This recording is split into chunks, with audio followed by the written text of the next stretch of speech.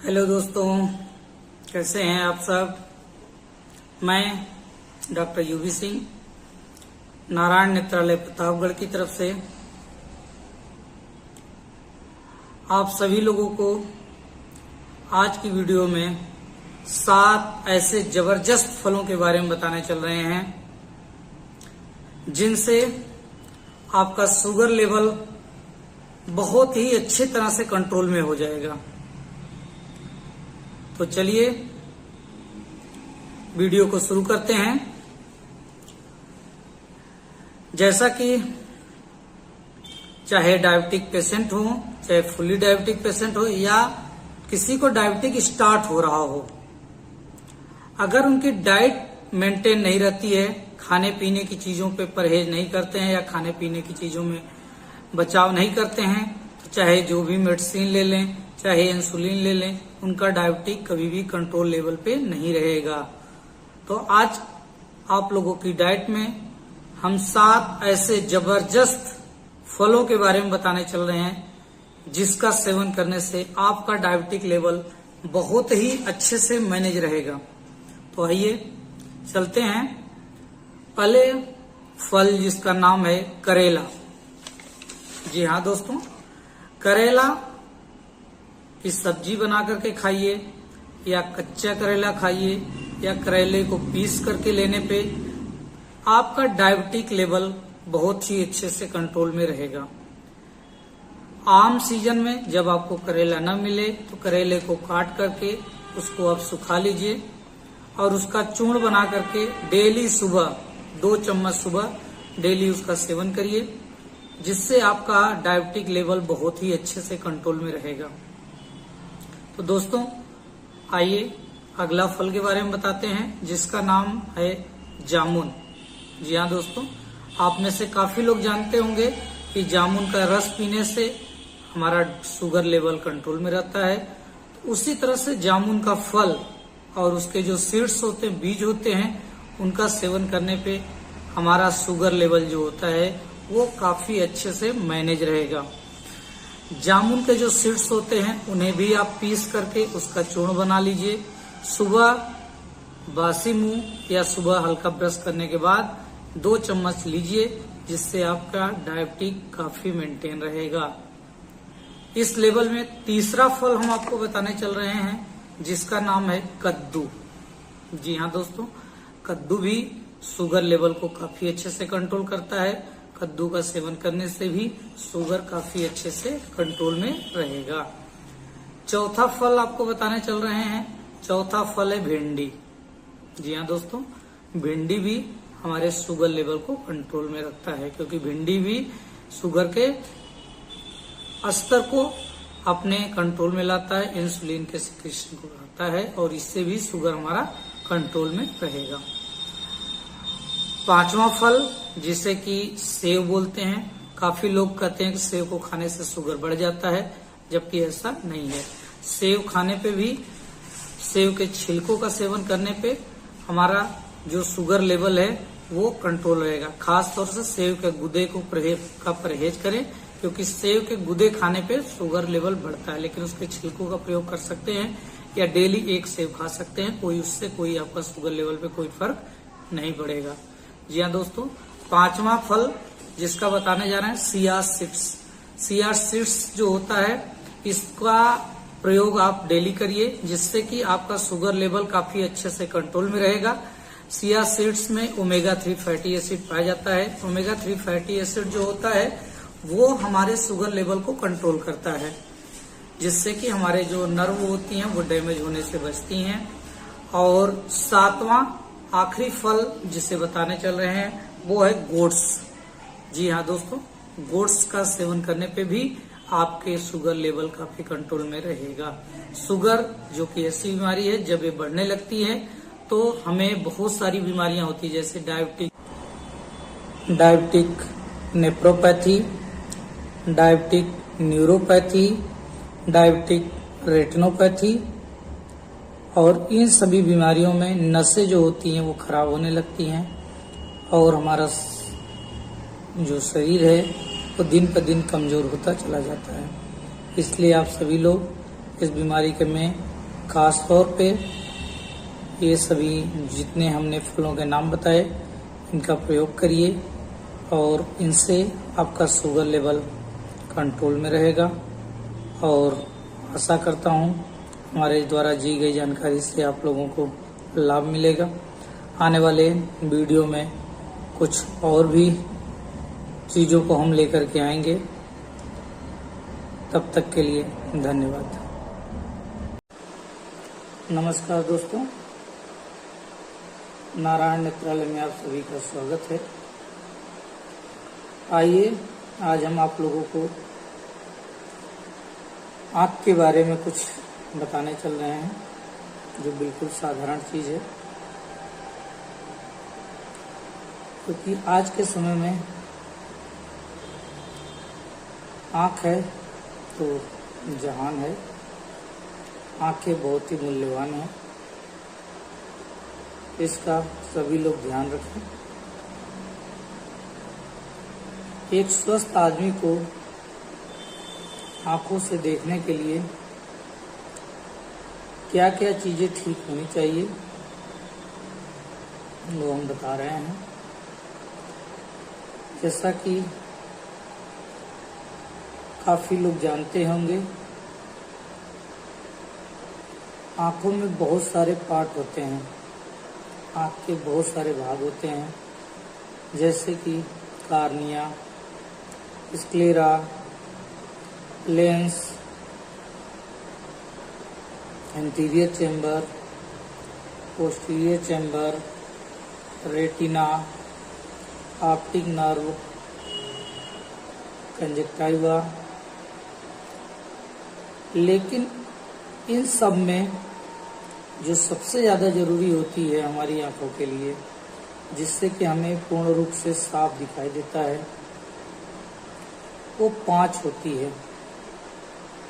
जिसमें सबसे पहला आता है हमारा आँख की सबसे ऊपरी परत, जिसे हम कार्निया बोलते हैं। कार्निया जो है ट्रांसपेरेंट, ये vascular watch glass like structure होता है, यानी ट्रांसपेरेंट, एक तरफ से दूसरी तरफ तक देखा जा सकता है। वॉच ग्लास घड़ी के शीशे के आकार का होता है। और ए वेस्कुलर, यानी ब्लड की सप्लाई नहीं होती है। तो अगर किसी भी व्यक्ति की कार्निया ठीक है तो उसे देखने में कोई समस्या नहीं होगी। और दूसरा भाग आता है लेंस। लेंस जो होता है, समय के साथ साथ उसमें कुछ प्रोटीन का जनरेशन होने लगता है, जो आगे चल करके 40 साल की उम्र में सबसे ज़्यादा लेंस पे मोतियाबिंद का प्रभाव पड़ता है। मोतियाबिंद की वजह से लेंस खराब होता है, तो उस लेंस को निकाल करके उसके जगह आर्टिफिशियल IOL डाल देते हैं और आदमी की साफ दिखाई देने लगता है। तीसरा रेटिना। जब हमारी कार्निया और लेंस ठीक होता है, उससे जो भी इमेज आती है वो हमारे रेटिना पे पहुंचती है। तो रेटिना बहुत ही महत्वपूर्ण भाग होता है आँख के लिए। अगर आदमी की रेटिना खराब हो गई तो चाहे कितना भी अच्छा लेंस, दूसरी कार्निया लगा दी जाए, फिर भी आदमी को दिखाई नहीं देता है। और रेटिना खास तौर पे डायबिटिक पेशेंट, शुगर के पेशेंट, समलवायु के पेशेंटों में रेटिना का बहुत ही ध्यान देना पड़ रहा है। आज के समय में रेटिना के बहुत सारी बीमारियां आ रही हैं, अतः किसी को भी रेटिना से संबंधित अगर समस्या हो रही हो वो खास तौर पे किसी स्पेशलिस्ट आई डॉक्टर को ही अपनी आंखें दिखाएं, क्योंकि आसपास भटकने से उसकी आंखें और भी कमजोर होती चली जाती है। चौथा पार्ट आता है नर्व का। अगर आगे की सारी चीजें ठीक हो जाए, लेकिन अगर नर्व ही गड़बड़ है, तब भी आगे की जो सेंसेशन, जो ज्ञानेंद्रियां जो होती हैं, जो जानकारी होती है, वो पीछे नहीं पहुंच पाएगी, तब भी हमें धूमिल दिखाई देता है। और पांचवा ब्रेन, आदमी का जो दिमाग होता है। अगर आदमी का दिमाग ठीक है तो आगे से जो चीजें जाएगी, पीछे दिमाग उसको कन्वर्ट करके पुनः रेटिना को भेज करके सामने की इमेज को क्लियर दिखाता है। तो ये 5 चीजें अगर आदमी की दुरुस्त हैं तो आदमी को साफ दिखाई देता है। अगर 5 में से कोई भी गड़बड़ हो गई तो ऑपरेशन करने पे या कोई भी बीमारी हुई तो उसे ठीक करने पे आदमी की रोशनी कम रहती है। जैसा कि मैंने आप लोगों को गिनाया, retina, cornea, lens, optic nerve और ब्रेन। तो आज की जानकारी बस यहीं तक। धन्यवाद दोस्तों। नमस्कार दोस्तों, नारायण नेत्रालय में आप सभी का स्वागत है। आइए आज हम आप लोगों को एक प्रोडक्ट के बारे में बताने चल रहे हैं, जो कि हमारे शरीर के लिए बहुत ही आवश्यक है। आज के समय में उम्र बढ़ने के साथ साथ हमारे जोड़ों में दर्द होने लगता है, हड्डियां कमजोर होने लगती है, दांतों में पायरिया की शिकायत होती है, दांतों में पानी लगने लगता है। और कुछ लोग ऐसे होते हैं जो कि लैक्टोज इंटॉलरेंस के शिकार होते हैं, यानी दूध से बनी चीजों को नहीं खा सकते हैं। उनके लिए आज हम एक ऐसी चीज का नाम बताने चल रहे हैं जिसका सेवन करने से आपकी हड्डियां, आपके दांत बहुत ही मजबूत हो जाएंगे। तो आइए हम उसका नाम बताते हैं। जानने के लिए तो आप सभी लोग जानते हैं और उसके नाम से सभी लोग परिचित होंगे। वो आसानी से हर जगह उपलब्ध भी हो जाती है, बशर्ते उसके गुण, उसके फायदे बहुत ही ज्यादा हैं। तो आप लोगों की जिज्ञासा को और न बढ़ाते हुए हम उसका नाम बताते हैं। उसका नाम मखाना है। जी हाँ दोस्तों, मखाना में protein, fibre, magnesium, protein, antioxidant, amino acid, vitamin भरपूर मात्रा में पाया जाता है और यह कैल्शियम का बहुत ही अच्छा स्रोत है, जिसके सेवन करने से हमें कैल्शियम बहुत ज़्यादा मात्रा में प्राप्त होता है। और सबसे अच्छी बात, ये हमारे स्वास्थ्य के लिए बहुत ही फायदेमंद होता है। मखाने का प्रयोग वो लोग भी कर सकते हैं जो लैक्टोज इंटॉलरेंस के शिकार हैं और दूध और उससे बने हुए प्रोडक्ट का सेवन नहीं कर सकते हैं। वो भी मखाने का प्रयोग करके अपने अंदर कैल्शियम की मात्रा को बढ़ा सकते हैं। मखाने को कम से कम तेल में भूनकर बढ़िया स्नैक के तौर पर तैयार भी किया जा सकता है। इसके अलावा इसे दूध में उबाल करके भी रोजाना सेवन करने से हमारी इम्यूनिटी पावर भी बहुत मजबूत होती है और इम्यूनिटी पावर बढ़ने से हमारे अंदर रोगों से लड़ने की क्षमता बढ़ती है और ये हानिकारक फ्री रेडिकल्स से भी लड़ने में सहायता करता है और ये आसानी से हर जगह उपलब्ध है। अतः आप सभी लोग जिसको भी कैल्शियम की कमी हो रही हो या पैर में दर्द हो या दांतों में दर्द होता हो, वो मखाने का प्रयोग करके अपने जीवन को बेहतर बना सकता है। धन्यवाद दोस्तों।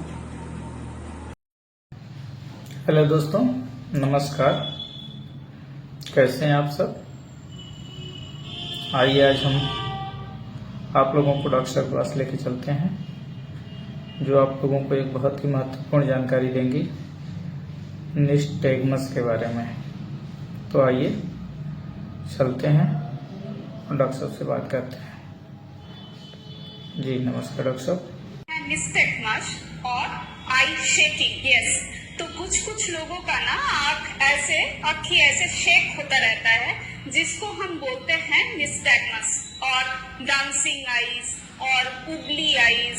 सो चलिए पता करते हैं कि ये एग्जैक्टली है क्या। प्रति बरस पे 20 जून माना जाता है विश्व निस्टैगमस जागृत दिवस करके। तो इस डे का यही मतलब है कि जितना ज्यादा से ज्यादा लोगों के पास हम पहुंचा सकते हैं हमारी ये बात कि ये निस्टैगमस प्रॉब्लम है क्या। पेशेंट्स मतलब जिन लोगों को ये प्रॉब्लम रहती है उन लोगों को कौन सा तकलीफें सहना पड़ता है और इसका ट्रीटमेंट मतलब इलाज क्या है। तो चलिए शुरू करते हैं कि ये निस्टैगमस है क्या। कभी कभी कुछ बच्चों में या एडल्ट पर्सन में आप देखेंगे कि आई ऐसे ही शेक हो रहा है, मतलब मूव हो रहा है, जो कि उनके काबू में नहीं है, मतलब वो लोग कंट्रोल नहीं कर सकते। ये डिफरेंट टाइप्स के हो सकते हैं, डिफरेंट सीवियरिटी के हो सकता है। कभी कभी आपको दिखेगा ये जाग की मूवमेंट हो रहा है, कभी कभी दिखेगा ये पेंडुलम की तरह स्लो सोइंग मूवमेंट ऐसा हो रहा है, कभी कभी दिखेगा कि हॉराइजॉन्टली हो रहा है, मतलब इस डायरेक्शन पे, कभी कभी वर्टिकल होता है, कभी कभी एक आंख में रहता है तो कभी दोनों आंख में दिख जाता है। तो कभी भी अगर आपको दिखे कि ऐसा आई शेकिंग हो रहा है तो तुरंत ही आपको कोई भी आई स्पेशलिस्ट को, प्रेफरेबली कोई पीडियाट्रिक ऑप्थेल्मोलॉजिस्ट जिनको ये स्पेशलिटी अच्छे से समझता है, उनको दिखाना चाहिए। क्योंकि बहुत टाइम ये प्रॉब्लम के साथ साथ दूसरे आंखों का तकलीफ भी रह सकता है, जैसे स्क्वीन या तो तिरछी आंख, कई बार कुछ ग्लास नंबर रहता है, कभी कभी आंखों के जो पर्दा होता है रेटिना उसके प्रॉब्लम हो सकता है। कभी कभी स्पेशली जब ये प्रॉब्लम एडल्ट लाइफ में शुरू होता है तो बहुत ही जरूरी होता है ये चेक करना कि उनका ब्रेन में कुछ इशू नहीं है। अगर ब्रेन में कुछ इशू है, मतलब कुछ न्यूरोलॉजिकल इश्यूज के लिए ये आई शेकिंग हो रहा है, तो दैट्स एन इमरजेंसी, मतलब तभी के तभी न्यूरोलॉजिस्ट को चेक करना है और जो भी प्रॉब्लम ब्रेन में है उसका इलाज शुरू करना है। बट ये न्यूरोलॉजिकल इशू के साथ रिलेटेड निस्टैगमस उतना कॉमन नहीं है। मोस्टली जो कॉमन है वो है कंजेनाइटल, मतलब बच्चे के जन्म होते ही ये शुरू हो जाता है। बहुत टाइम आपको दिखेगा बच्चा तिरछी आंख करके, ऐसा सर घुमा के या तो सर टिल्ट करके दिख रहा है। तब अगर इसके साथ आपको दिखे कि बच्चा का आई भी मूव हो रहा है तो उनको प्लीज आप फोर्स मत कीजिए कि आंख स्ट्रेट करो या सर सीधा करके देखो, क्योंकि बच्चा इसीलिए आंख या हेड टिल्ट कर रहा है क्योंकि इस पोजीशन पे उसका जो आई मूवमेंट है ना वो मिनिमम हो रहा है। तो ये पोजीशन को हम बोलते हैं नाल जोन और नाल पोजीशन। तो बच्चे को कभी फोर्स मत कीजिए, उल्टा आप उनको लेके आइए कोई डॉक्टर के पास ताकि हम थरोली चेक कर सकते हैं और इनका जो ट्रीटमेंट है वो बता सकते हैं। ये कंडीशन को लेकर इतना अवेयरनेस नहीं है, तो नॉर्मल फील्ड में भी लाइक नॉर्मल पीडियाट्रिशियन और नॉर्मल ऑप्थेल्मोलॉजिस्ट भी बहुत टाइम ये मिस कर सकते हैं, क्योंकि कभी कभी ये मूवमेंट इतना फाइन रहता है कि पकड़ने में दिक्कत हो सकती है। तो इसीलिए जो एक स्पेशलिस्ट से ये दिखाना बहुत जरूरी है। माना कि ये कंडीशन पूरा क्योर नहीं हो सकता, क्योंकि it's about neurological connection between brain and eyes, but फिर भी अगर क्योर नहीं भी कर सकते हैं, नॉर्मली हम देखे हैं कि एज ज्यादा होते होते ये टेंडेंसी, ये फ्रीक्वेंसी ऑफ मूवमेंट धीरे धीरे कम होता है। ये एक अच्छी बात है। दूसरी बात ये है कि अगर हम जल्दी इसे पकड़ पाए तो इसकी जो एसोसिएटेड कंडीशन, मानिए कुछ लेजी आई है बच्चे को, कुछ ग्लास नंबर है, कुछ रेटिना में इश्यू है, जो भी है उसका इलाज हम कर सकते हैं। अगर कुछ स्क्विंटिंग है तो उसको ट्रीट करके आंख सीधा कर सकते हैं। अगर हेड पॉस्चर बच्चा ले रहा है और उसके कारण उसके नेक में, गर्दन में पेन हो रहा है, या ये हेड पॉस्चर बहुत ही ऑकवर्ड, कॉस्मेटिकली एक्सेप्टेबल नहीं लग रहा है, तो उसके लिए भी सर्जिकल करेक्शन है। मोस्ट ऑफ इट कि जितना जल्दी आप दिखाएंगे उतना जल्दी हम ट्रीट करके बच्चे के लिए जितना बेस्ट पॉसिबल विजन है वो दे सकते हैं। कभी कभी कुछ विजन थेरेपी या आई एक्सरसाइज की जरूरत भी हो सकती है। तो जितना आप लोग एक्सेप्टेबल होंगे, जितना आप लोग समझेंगे ये प्रॉब्लम को, और जितना आप लोग लोगों को एक्सेप्ट करेंगे, उतना ही इजी रहेगा उन लोगों को मिंगल अप होने में हमारे सोसाइटी में। Thank you. आपका बहुत बहुत धन्यवाद डॉक्टर साहब, आपने बहुत ही अच्छी जानकारी दी हमारे दर्शकों को, तो उसके लिए आपका तहे दिल से शुक्रिया। नमस्कार दोस्तों, नारायण नेत्रालय में आप सभी का स्वागत है। आइए आज हम आप लोग मायोपिया के बारे में जानते हैं। मायोपिया एक ऐसी स्थिति होती है जिसमें दूर की चीजें साफ दिखाई नहीं देती है, धूमिल होती चली जाती है। इस दोष के अंतर्गत हमें आदमी दूर के पहचानने में दिक्कत होती है। यह दोष परिवार में पीढ़ी दर पीढ़ी चलता चला आता है। हर साल हमारे भारत में 1 करोड़ से ज्यादा लोग इस दोष से पीड़ित होते हैं। इसका पता आमतौर पे आप खुद ही लगा सकते हैं, क्योंकि यह दूर की चीजें हमें जब धूमिल दिखने लगे तो हमें अपने पास के नेत्र विशेषज्ञ से संपर्क करना चाहिए और जा करके अपनी आंखों की जांच करानी चाहिए, क्योंकि हमारे आंखें जो हैं बहुत ही मूल्यवान होती हैं और इसका आप लोग ख्याल रखें, क्योंकि आंख है तो जहान है। इसलिए अपनी आंखों की नियमित जांच कराएं और अपनी रोशनी को सुरक्षित रखें। इस दोष के अंतर्गत दूर की चीजें धूमिल होती हैं, जो धीरे धीरे क्रमशः बढ़ती चली जाती हैं, और इस बीमारी को मायोपिया के अंतर्गत जाना जाता है।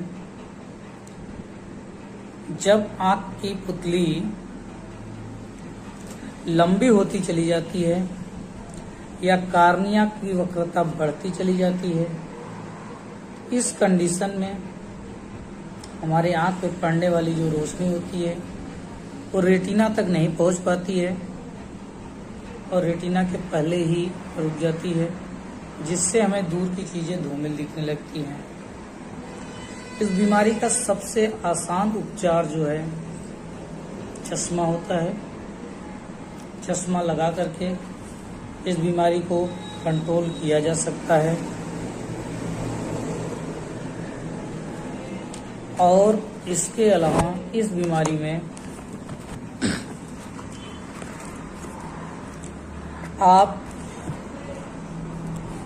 की रोशनी धीरे धीरे कम होते होते जब ज़्यादा कमज़ोर हो जाती है तो हमारे पर्दे का ये साइज में खिंचाव होता है और धीरे धीरे ये ग्लूकोमा का रूप लेने लगता है। मेरे कहने का आशय ये है कि इस बीमारी में ग्लूकोमा होने के चांसेस ज़्यादा बढ़ जाते हैं। आज के समय में जो स्मार्टफोन आ रहे हैं उसके निकलने वाली जो नीली रोशनी होती है वो हमारे रेटिना और आँख का लेंस जो होता है और कार्निया उसे रोक नहीं पाती हैं और वो हमारे रेटिना के लिए बहुत ही खतरनाक होती है, जिससे मैकुलर डिजनरेशन होने का खतरा बढ़ता चला जाता है। ज़्यादा मोबाइल का प्रयोग करने से आंखें ड्राई आई होने लगती हैं, आंखों में खुजलाहट होती है, आंखें मलने का मन करता है और ज़्यादा जब ड्राई आई होने लगती है तो धीरे धीरे आंखों में खिंचाव होता है और ये खिंचाव आगे चल कर के ग्लूकोमा में परिवर्तित हो सकता है या ग्लूकोमा होने का खतरा बढ़ा देता है। और ग्लूकोमा एक ऐसी बीमारी है जो आदमी को हमेशा के लिए अंधा बना सकती है।